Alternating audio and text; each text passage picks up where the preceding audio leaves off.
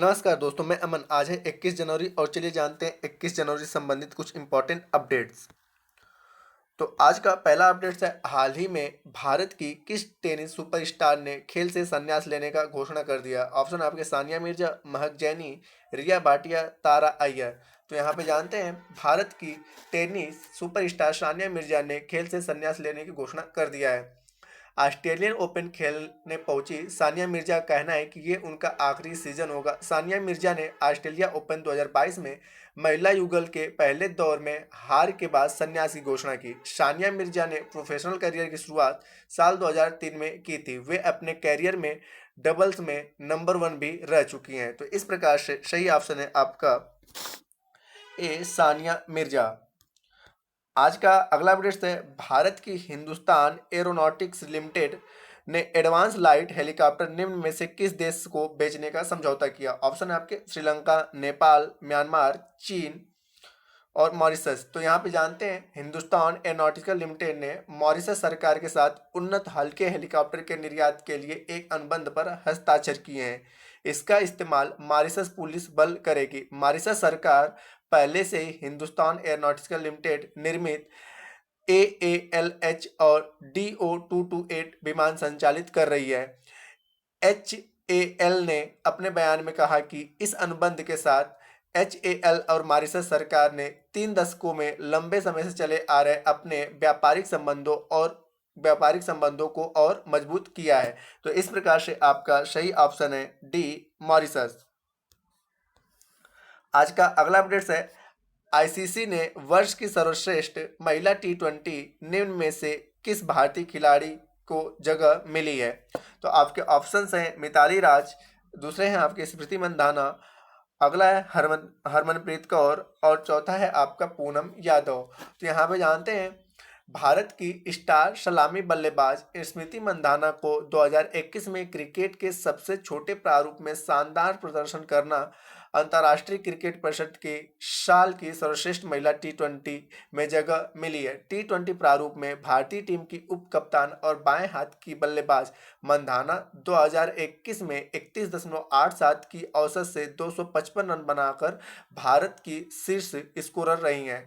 स्मृति मंधाना एक भारतीय महिला क्रिकेटर खिलाड़ी हैं जो भारतीय महिला क्रिकेट टीम के लिए खेलती हैं। तो इस प्रकार से आपका सही ऑप्शन है बी, स्मृति मंधाना। आज का अगला अपडेट है, द ग्रेट्स फाउंडेशन एवं ब्रिटिश बायोमेडिकल चैरिटी वेलकम ने कोरोना से जंग के लिए निम्न में से कितने डॉलर की आर्थिक सहायता देने की घोषणा की है? ऑप्शन है आपके 150 मिलियन, दूसरा आपका 200 मिलियन, 250 मिलियन और 220 मिलियन डॉलर। तो यहाँ पे जानते हैं कोरोना की इस जंग में सहायता के लिए द गेट्स फाउंडेशन और ब्रिटिश बायोमेडिकल चैरिटी वेलकम ने एक पहल की है। इन्होंने कोरोना के खिलाफ और भविष्य की महामारियों की तैयारी को लेकर 150 मिलियन डॉलर की मदद देने की बात कही है। इबोला महामारी के बाद 2017 में स्थापित CEPI ने कोरोना वायरस महामारी के खिलाफ लड़ाई में बड़ा योगदान दिया है।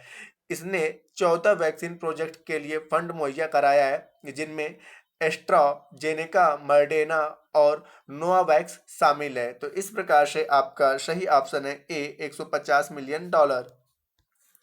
आज का अगला अपडेट है, किस देश की पहली ट्रांसजेंडर डॉक्टर बनकर सारा गिल ने इतिहास रच दिया है?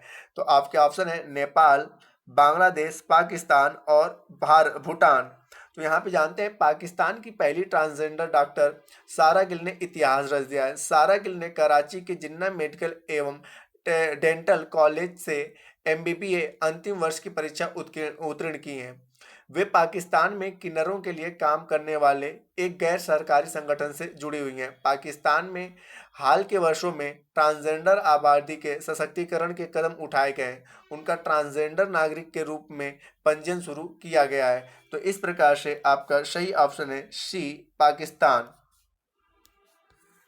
आज का अगला अपडेट है, केंद्र सरकार ने हाल ही में राष्ट्रीय सफाई कर्मचारी आयोग का कार्यकाल किस तारीख तक बढ़ा दिया है? ऑप्शन है आपके 31 मार्च 2025, अगला आपका 31 मई 2027, 10 अगस्त 2026, 12 नवंबर 2024।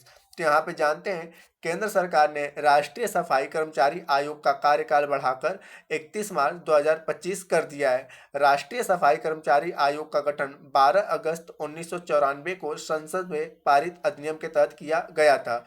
यह आयोग सफाई कर्मचारियों के लिए सुविधा तथा अवसरों में असमानताओं को दूर करने की दिशा में केंद्र सरकार को विशिष्ट कार्य योजनाओं की सिफारिश करता है। तो इस प्रकार से सही ऑप्शन आपका है ए, 31 मार्च 2025। आज का अगला अपडेट है, कैबिनेट ने Indian renewable energy development agency limited में कितने करोड़ रुपए के निवेश को मंजूरी दी है। ऑप्शन है आपके 1000 करोड़, 1200 करोड़, 1500 करोड़ और 1300 करोड़। तो यहाँ पर जानते हैं आर्थिक मामलों की मंत्रिमंडल समिति ने Indian renewable energy development agency limited में 1500 करोड़ रुपए की इक्विटी निवेश को मंजूरी दी है। इरेडा केंद्रीय नवीन और नवीकरणीय ऊर्जा मंत्रालय के प्रशासनिक नियंत्रण के तहत एक मिनी रत्न कंपनी है, जिसे 1987 में अक्षय ऊर्जा क्षेत्र के लिए एक विशेष गैर बैंकिंग वित्तीय एजेंसी के रूप में काम करने के लिए स्थापित किया गया था। इससे लगभग 10,200 रोजगार पैदा होने और कार्बन डाइऑक्साइड उत्सर्जन में सालाना 70.49 लाख टन के बराबर कम करने में मदद मिलने की उम्मीद है। तो इस प्रकार से आपका सही ऑप्शन है सी, 1500 करोड़ रुपए। आज का अंतिम अपडेट है, 2021 में भारत और किस देश के बीच व्यापार लगभग 125 बिलियन डॉलर रहा। आपके ऑप्शन है चीन, नेपाल, पाकिस्तान और ईरान। तो यहाँ पे जानते हैं 2021 में भारत और चीन के बीच व्यापार लगभग 125 बिलियन डॉलर रहा। चीन से भारत का आयात 100 बिलियन अमेरिकी डॉलर था। आयात की अधिकांश मांगें मशीनरी में थी। भारत को 2021 में चीन के साथ 69.4 बिलियन डॉलर के व्यापार घाटे का सामना करना पड़ा। यह साल 2019 में सामना किए गए व्यापार घाटे से 22% अधिक था। तो इस प्रकार से आपका सही ऑप्शन है ए। तो आज के लिए इतना ही, मिलते हैं नेक्स्ट वीडियो में, तब तक के लिए धन्यवाद।